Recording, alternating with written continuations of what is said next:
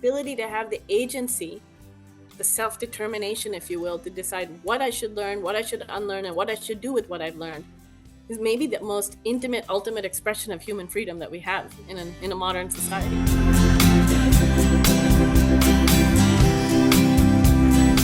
I am really excited to be joined by two very good friends of iVentiv, Nigel Paine and Vidya Krishnan.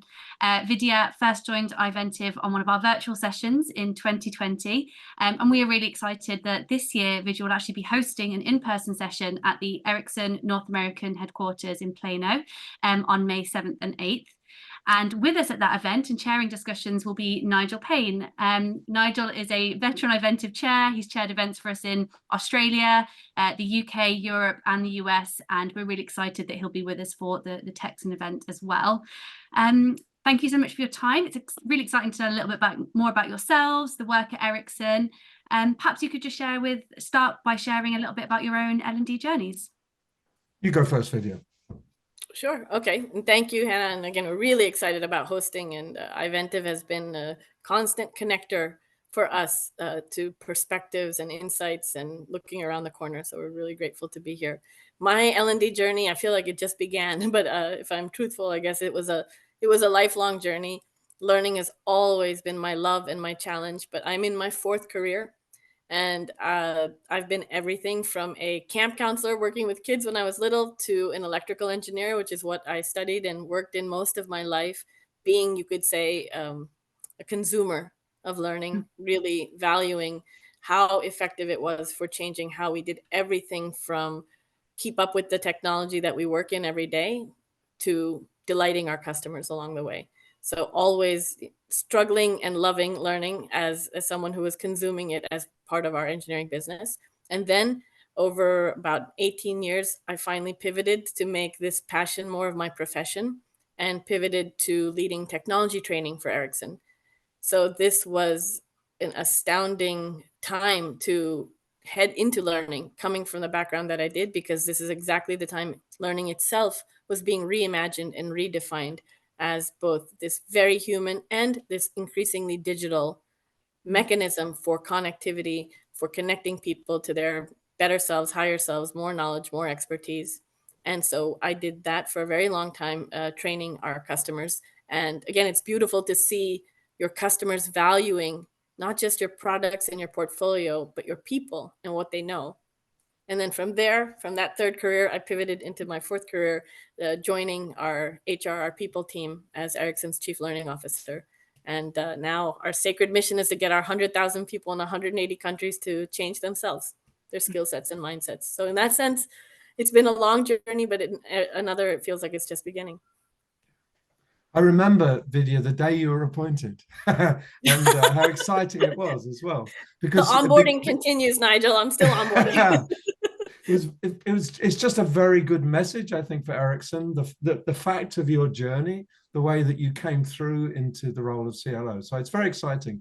And I've visited lots of Ericsson offices, but I've never been to Plano. So I'm really looking forward wait to have you here in Texas. Seeing you in your home base. That would be very exciting.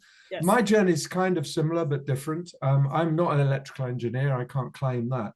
But I've gone through essentially working with adults and adult learning most of my life. And I've transitioned from being part of a corporate structure like you are into someone who's been helping others and helping other organizations, other companies, other individuals fulfill their purposes and do a better job, basically, in their role as corporate learners.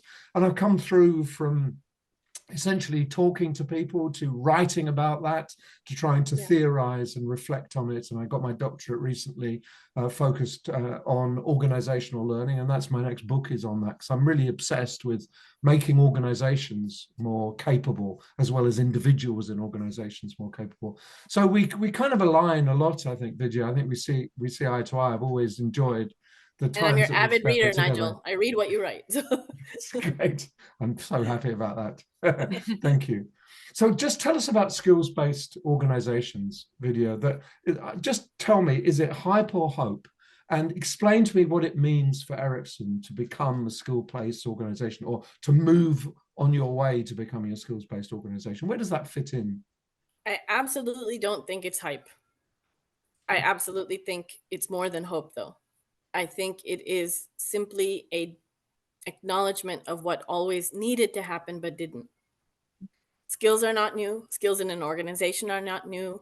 Valuing people for the skills they have, even more than the experiences that they may have had, is not new. If it were new, I couldn't have been in this role. Someone took a chance on me based on the skills I had more than the matching experience or background that I had. So none of that is new. The issue is that it has not been consistent and it has not been systematic. And now, thanks to the explosion of both digital tools, digital disruption, generative AI, all of these capabilities, there is new enablement available to secure that something as important as looking at people as more than their CV, as more than the job role that they held before, as in fact a collection, a portfolio, if you will, of skills, of lived experiences, of contributions made not just in the day job, that ability and that way of seeing people can now become more commonplace, more equitable, more digitally represented, and therefore more rapidly connected to where growth is needed, where opportunity is needed. And That so in that means sense, I think it's just an overdue connecting of dots that long needed to be connected. What I was going to say is that strikes me is that you can't have the same organizational structure with that kind of model at its heart. You have to change the organization. You have to make jobs looser.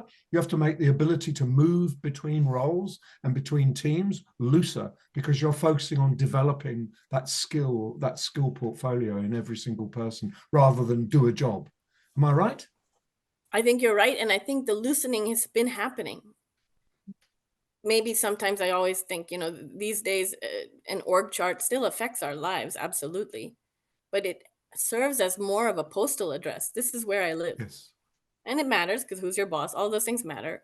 But more and more, it's becoming less and less relevant to, on a daily basis, who are my stakeholders? Who do I work with? I am a collection or a portfolio of projects more than I am a static entity in a static role with a static set of skills. We are fundamentally people on the move.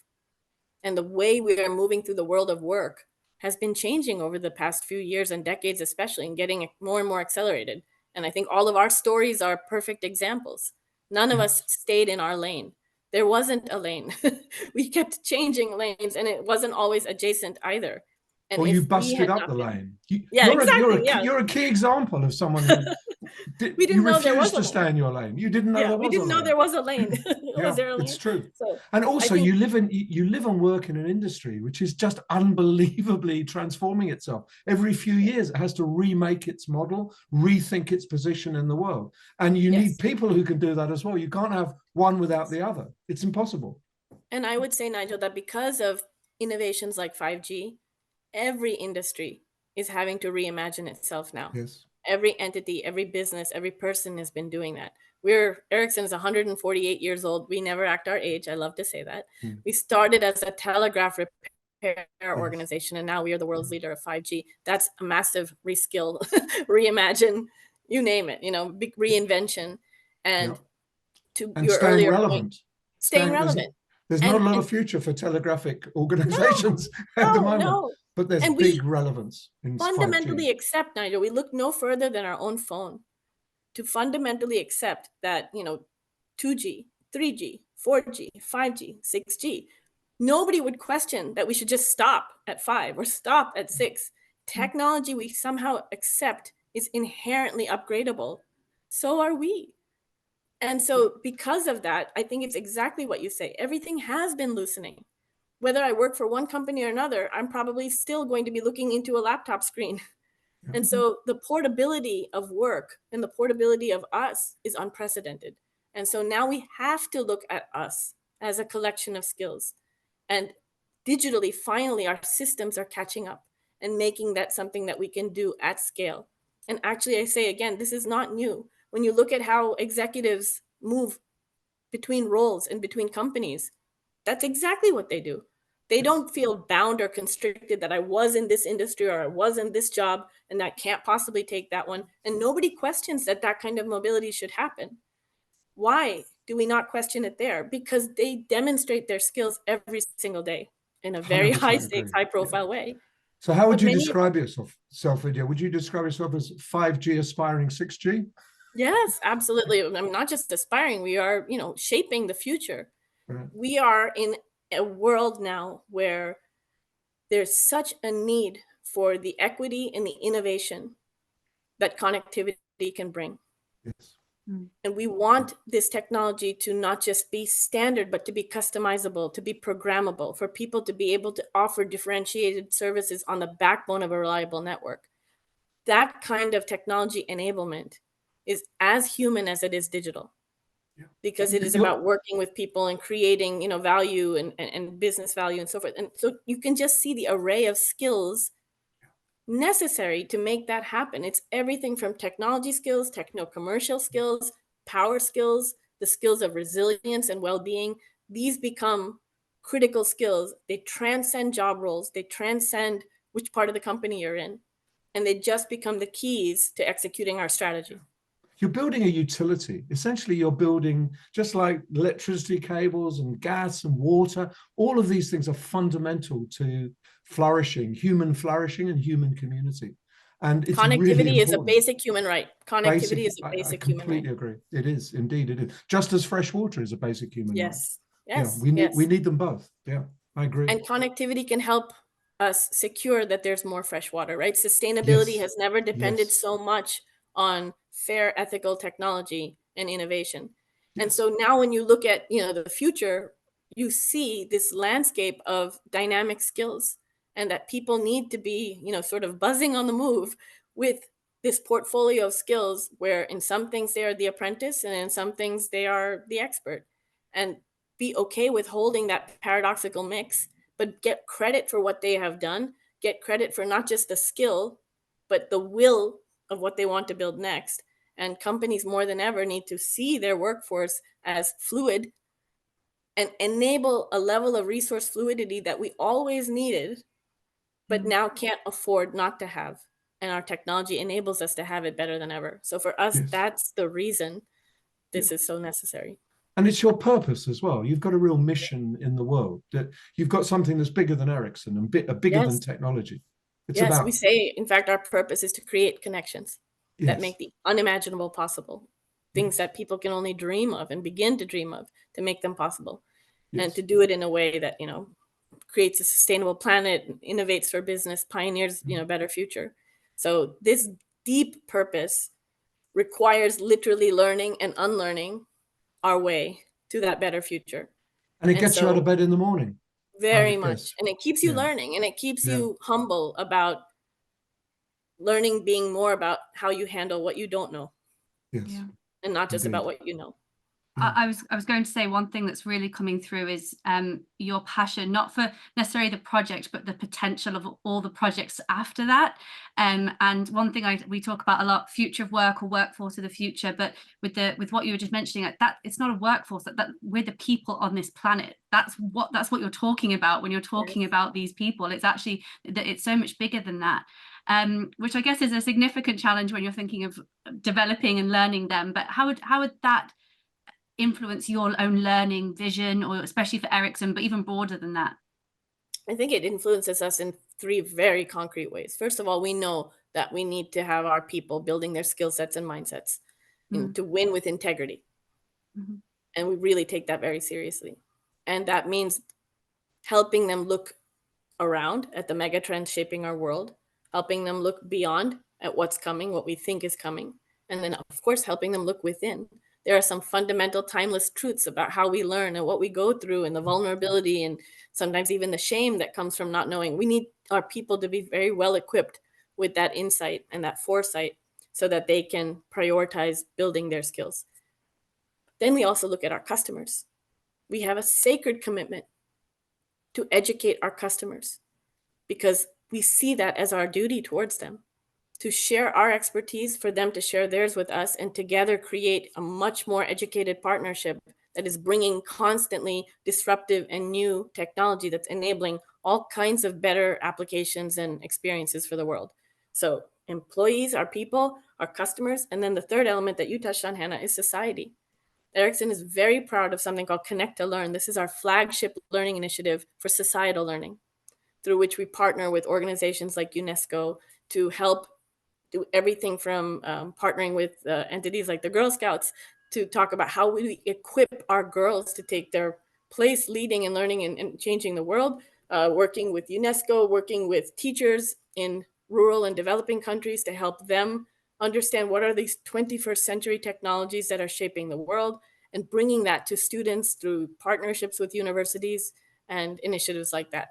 Mapping school connectivity so that more schools are connected. So it's very much this, triple lens, if you will, of equipping our people, absolutely partnering to equip our customers, and then societal learning.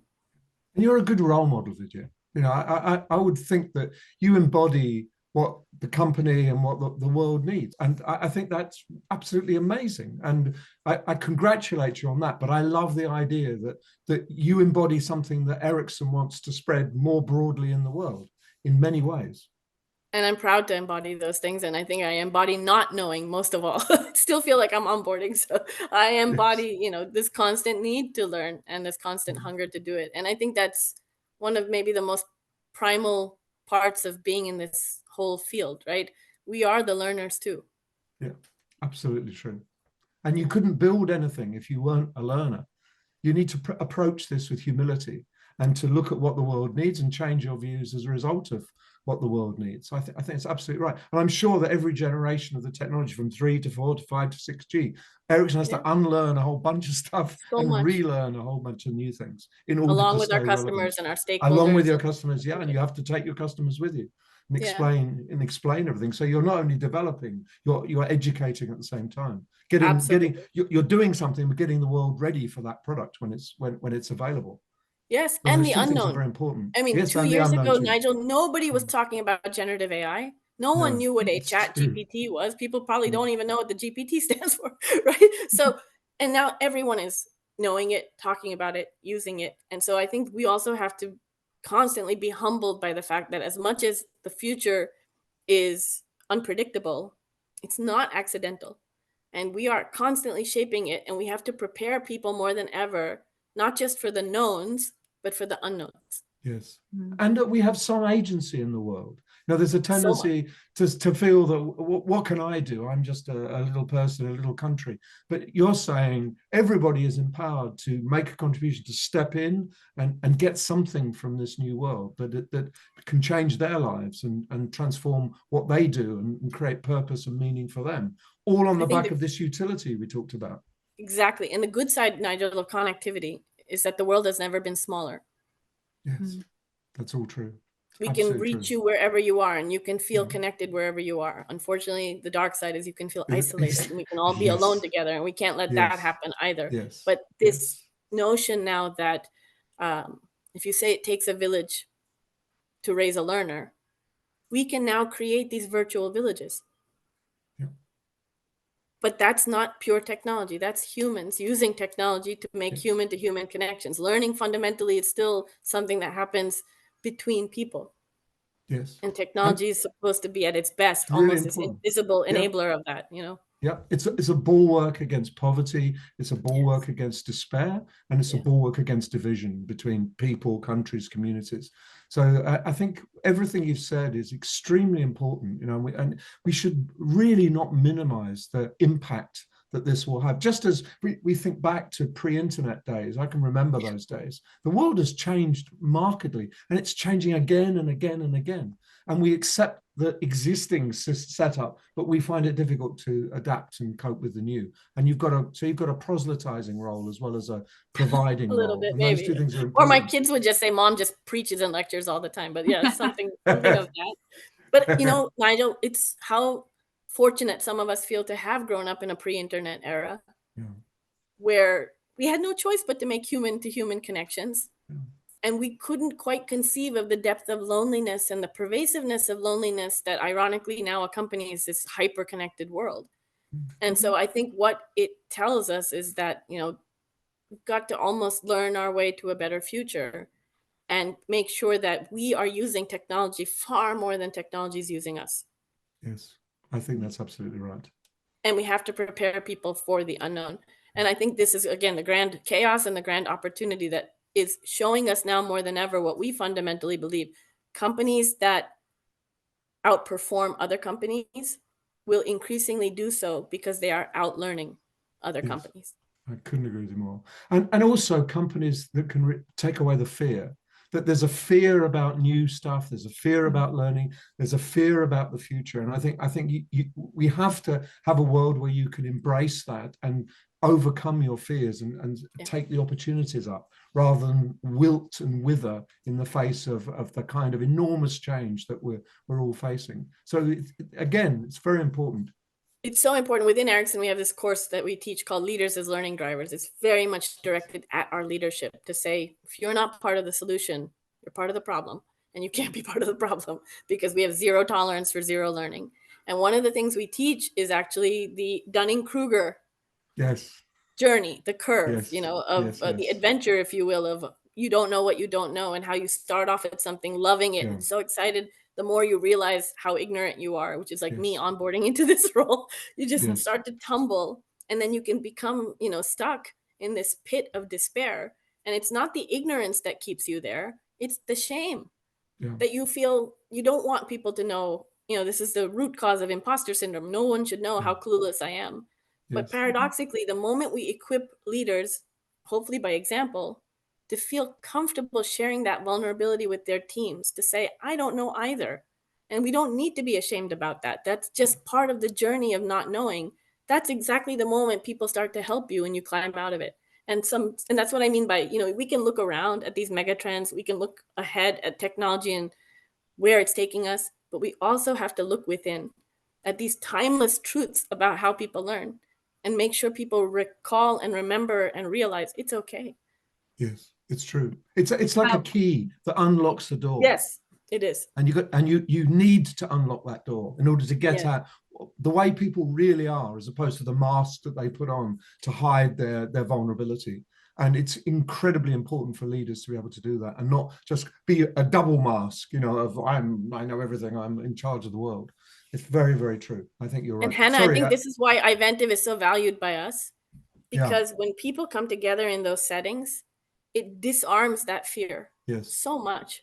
And all of those emotional barriers get lowered, and then the actual learning can take place. And people speak the truth. They forget the postures and they begin to speak the truth. That's a very precious thing. It is. I think it make that more widespread. Yes. It's all about reframing. Like, asking questions is not from a place of ignorance, it's from a place of curiosity, and curiosity is innate. Like, we're born curious, and it's about nurturing that and not letting that phase out, as in, well, you're older now, or you've done your schooling. Like, you need to be constantly curious about what you don't know, curious about what you do know. Like, do I still know that? Is that still relevant, or am I looking into all of the new information that's out there, which I think is really exciting. And it's a privilege to bring people together around the world, and the conversations that work best are when people do come into it with that openness of not, this is going really well, but as I'm struggling here, or I could really do with speaking to my peers to get this project over the line, or with this deliverable, and that openness to knowing that the answers are somewhere in the room or somewhere in the conversation. It just takes the space to have that conversation. It's so important that it's not one person I know and you know nothing. I'll tell you what I know, because that's not a community. What you're doing is building a community where we can all admit we don't actually have the full picture, but together we can solve any problem. So that is something that translates back into the organization as a behavior. I was going to say, if I come all the way back now to where we started, now you understand my logic for saying that a skills-based organization, it's not hype, and it's much more than hope. It's help. It's help to recognize this is actually the natural order of things. People are a collection of skills. So the systems by which we enable resource fluidity, whether that's attracting talent, retaining talent, retraining talent, reskilling and redeploying talent, the more we can make sure that they are able to look at people holistically as a combination of skills, and not just potential, but momentum, progression of skills, of interests, of lived experience, bringing what Epstein calls range of skill sets and mindsets into a team and building range. This is help to the organization. It So is. this is not just a wanted state. This is Yeah. helping each function do its role better. Yes. That when you can recruit people for the skills that they want to have and the skills that they do have, you now get a workforce that can continually, where the people you have can continually become the people you need. Yes. And it's just a simple recognition that every single person's talent and skills spills over their job description. Yes. Very few people are defined by the limits of their role. And it's exploring that and saying, hey, it's okay. You can admit this stuff. We can build on this stuff that allows people to fulfill themselves much better and to have, I just think, a more exciting career inside an organization. Very much. Rather than be limited by this job and then I have to think about this job. It's Exactly. all about building your portfolio of skills constantly, not waiting for the next job opportunity. And recognizing that crafting your job with skills is a transforming, game-changing mechanism available to all people right where they are. So we also should not get pigeonholed into thinking that the real measurement of a skills-based organization is the traditional legacy metrics of mobility, and people have changed their boss and they've changed their roles and they're leaving one position for another. If I'm honest, every pivot that I made, there was a whole amount of job crafting that happened before that pivot, where I tried to pull the future into the present and pull the things I wanted to be doing based on the skills I was building into changing the definition of the job the way I was occupying it. And we know this today. No two people do the same job the same way. Everything changes because you molded in the image of you. We should celebrate this, and we should actually try to, I think, cultivate this as a skills-based practice, skills-based job crafting. And in that sense, as one of the analyst firms said, reskilling is the new recruiting.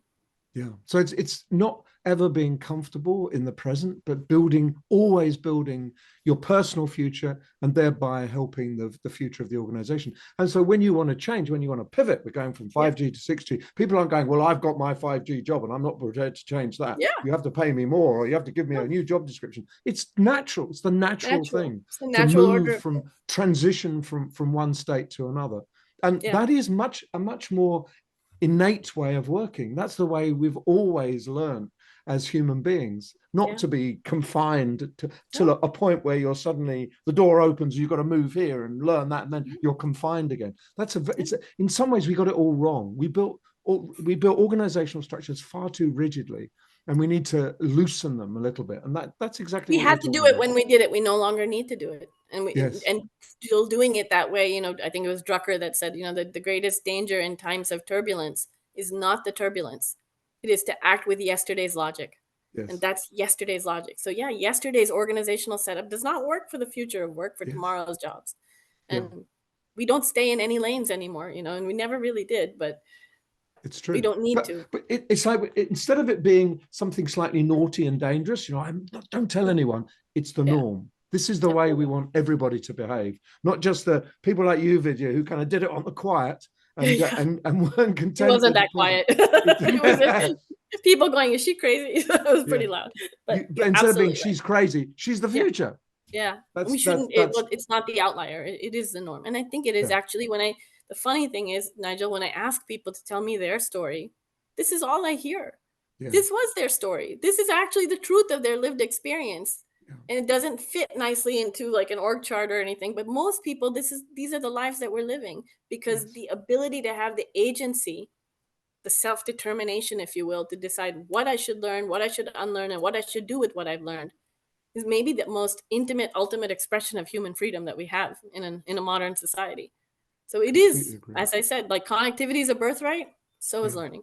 Yes. Remaking ourselves and remaking our organizations, and therefore reinventing the world around us.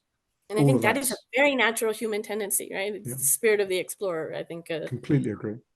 Completely agree. And I'd rather work in an organization with that mindset than one that says, more fun. Just do your job. Yeah. Much more fun. More powerful. It's really curious, especially talking about people as a sum of all their parts, and not just what their last job description was, but all of their lived experiences, their anecdotal information that they may have. And to that point, I would just be curious, is there one thing that both of you would point to that maybe if people were to look on your profile of your traditional journey to where you are as a CLO, as a learning leader, they can see the steps you've taken in job roles. Was there anything in there that maybe isn't on a normal CV or in a normal skills taxonomy that you say that was a pivotal moment or a pivotal influence that really set me on the journey to, if not where I am now, but where I want to go? Well, I love Vidya. She's got a more interesting story. But for me, there was if you look at my CV, all of the steps are weird. That, you know, why did you do from that to that?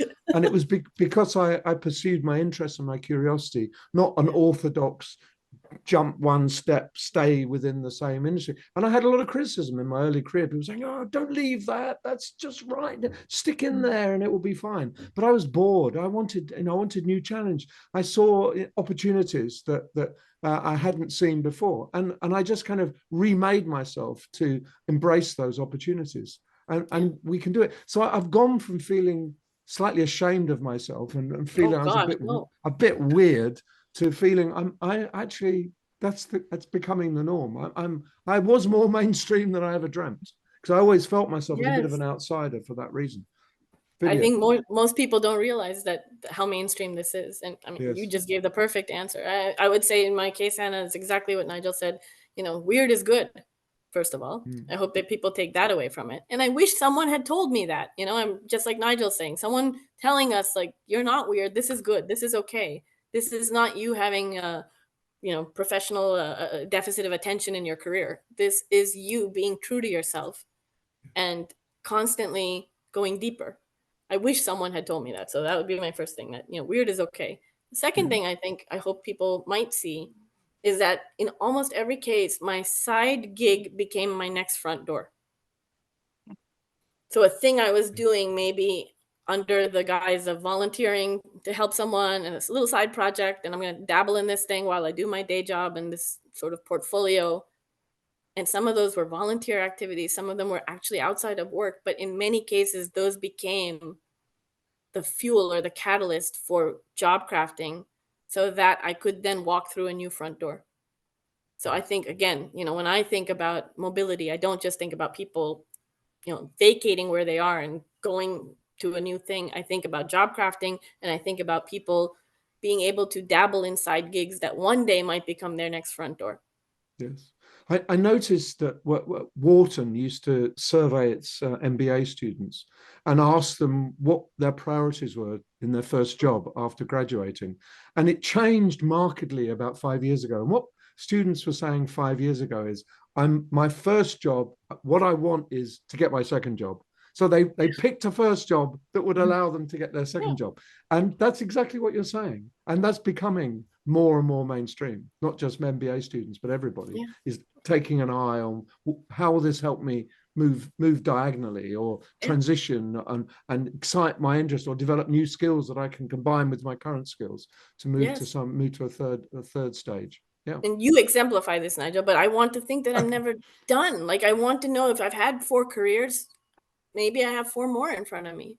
Yes. And that's totally okay. And that skills will be both the passport for how I move through that, but it's also the signature of me, as someone on the move.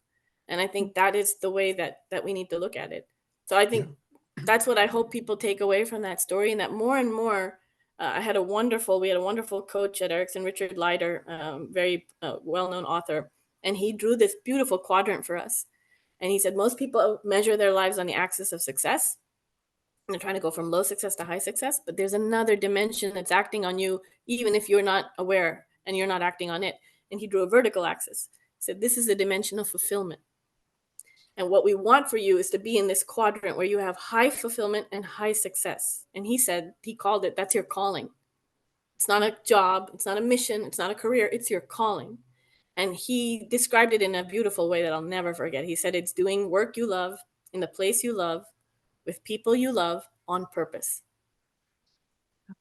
And what I kind of abstracted from that is this sort of simple formula. When your talent and skills combined with your purpose, and then you find an organizational opportunity, so TOP, when you can intersect those three things, not by accident, but on purpose, that usually leads to what you feel is a very fulfilling calling.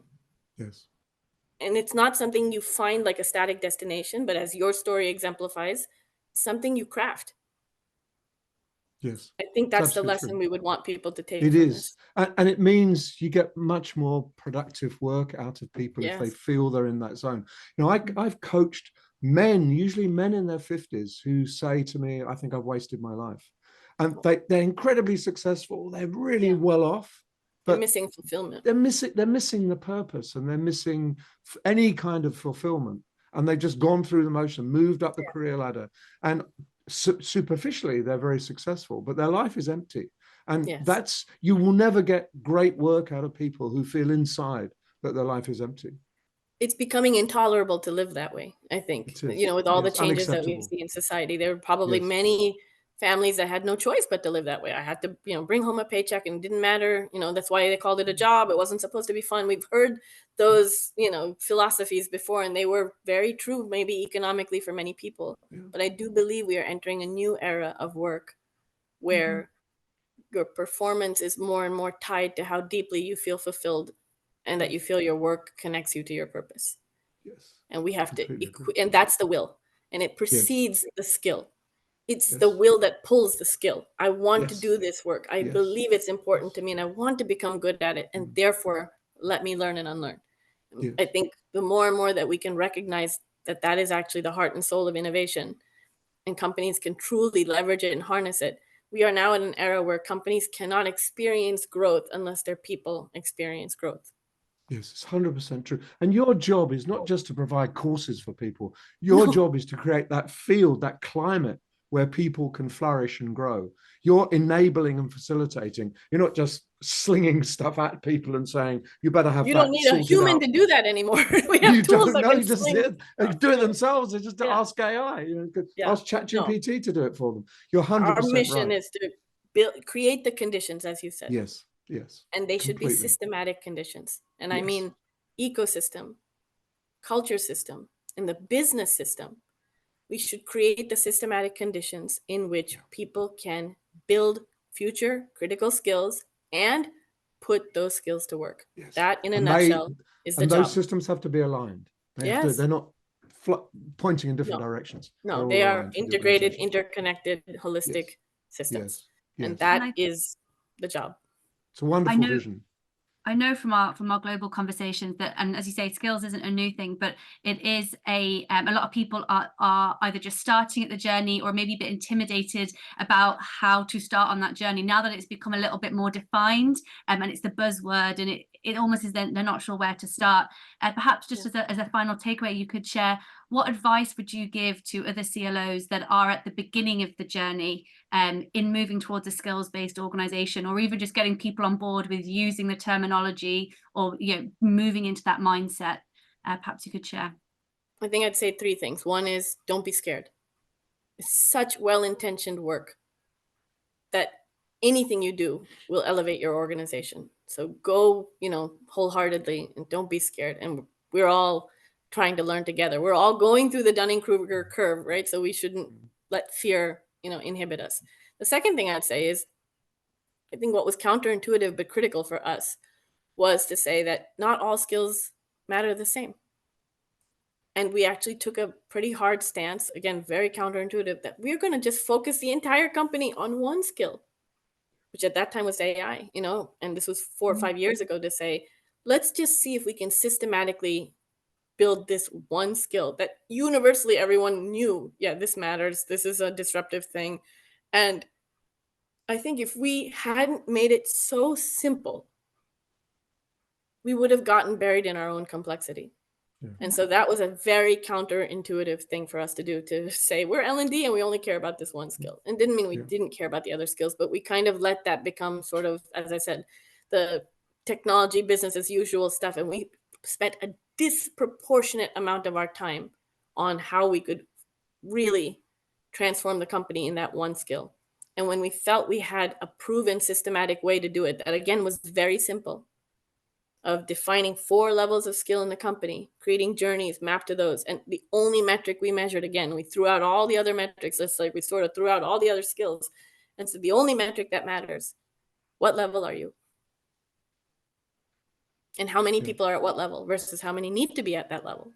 And then we took that very, very simple thing. And then we did one more counterintuitive thing, which was to say, L&D should not be the one deciding what those skills are. The part of the company that determines, refines, and defines our strategy has to be the co-owner of what are those vital few critical skills. Because the reason those skills exist are a means to an end. An end is executing our strategy with our purpose and our growth, but the skills exist to execute the strategy. So the skills actually have to be a byproduct of the company strategy, which is essential in making them systematic instead of programmatic. Because in a good year, programs live. In a bad year, programs die. But there's never a year where a company does not diligently, with discipline, define and refine its strategy. So if you can tether skills to strategy, connect skills to strategy so that skills becomes a byproduct of the strategy and it changes with the strategy, then again, counterintuitive, because it's almost like it's not an L&D thing anymore. It's a strategy thing. Whoever owns your company's strategy should have a huge co-ownership role in determining what are those vital few, because those are the capabilities that make the strategy more than a daydream. Yes. And I think those would be the 3 lessons that I would say that we take from our own journey. Like, just start, good intention, narrow your world to very simple metrics, one metric, one skill, show that you can massively, systematically change the company in that one skill. I'm proud to tell you, Ericsson went from 300 people with AI several years ago to now what we have 30,000. 2 orders of magnitude with this simple system. Extraordinary. Yeah, it's a big story. And then it is, now I can say with confidence, skill sensing is a part of life at Ericsson. Every year, as part of our strategy, we determine what is the byproduct of that strategy. What are the global critical skills that our company most needs to know? So I think shrinking it is actually the key to making a good solid process. Yeah, 100% right. My 3 will be slightly different. The first one is that just, if you're a CLO, think of the whole organization. What kind of an organization would you want to work in? Would you want to build? Build the organization. Don't just focus narrowly on, I need to deliver 5 more courses than I did last year, because I think that's a reducto that is ridiculous. So that's the first thing. The second one is do your field work. You know, that don't believe what people say. Get out there, talk to people, understand viscerally what the blockages are in the organization and what the organization wants to do and where it wants to go, and help in that journey. You know, that all the time you meet people who do their good work in spite of the organization, not because of it. So if you can unlock some of those blockages, then it drive productivity enormously. And the third thing is very simple. What about you? Think about you, your journey, your team. You build for yourself. Don't just think that my job is to sublimate myself and do everything for everyone else. If you're not moving, if you're not growing, if you're not being astonished and discomforted and amazed by the world, how can you expect anyone else to be? So that will be my 3 tips. So we're both, in some ways, we're saying the same thing. Bring those together. It's got a pretty good job description there. That's what I aspire to. That's what I'm onboarding into. I read a recent blog post that you did, Vidya, which is about the future belonging to learners, which was really powerful. And there's a couple of things that came through from that. One, I do hope there's someone at Ericsson working on the self-waking pajamas that you mentioned. I know. I need them. That you also allocated time for your own, you were curious about your own learning and your own projects, which I think speaks to what you both said, which is to be a chief learning officer, you have to be, learning yourself. And what we say at Iventive, that's what we do. We bring people together to practice what they preach. We are so excited for the event that's on the 7th and 8th of May to have you both there. We'll have people, learning leaders from the region, but it's open to registrations, and are really excited for what we can build, the insights that we can bring, and the conversations that will come out the back of it. So thank you both so much for your time. It's a pleasure. Yeah, it's Thank great. you. It's very good to catch up with you as well. I'm looking forward to seeing you in Dallas, seeing you in your home base. Thank you both so much for your time, and we'll make sure that you have all of this material to share online. It's a pleasure. Thank you. Thank you very much.